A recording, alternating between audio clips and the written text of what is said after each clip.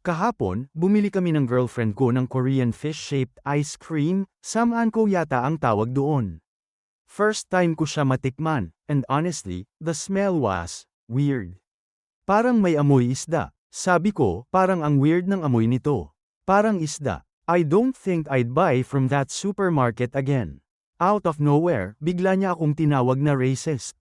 Tapos sinabi pa niya na I was acting like a child. I was shocked, kasi I didn't mean it in a bad way. Parang, I just said what I thought. I even said it calmly. So I told her, as calmly as I could, if I didn't have respect for you, I'd call you a B. But I won't, kasi may respeto ako sa'yo. I said it not to insult her, pero to draw a line. Parang, hey, let's talk respectfully. Pag-uwi namin, pagod na ako, so I went to sleep. Pero ilang oras pa lang ang lumipas, naalimpungatan ako, galit pa rin siya.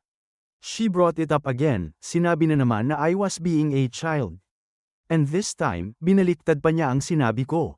Parang sinasabi niyang tinawag ko talaga siyang D. Which, I didn't. I really tried to stay calm. As in, sobrang effort na to sa part ko. Pero pinush niya talaga ako. Tuloy, I snapped. Tinawag ko siyang idiot. Yun lang ang nasabi ko. I admit, not the best moment. Pero it was after a long test ng pasensya. She stormed out, hinela yung kumot, sinara ang pinto ng malakas, tapos natulog sa sala.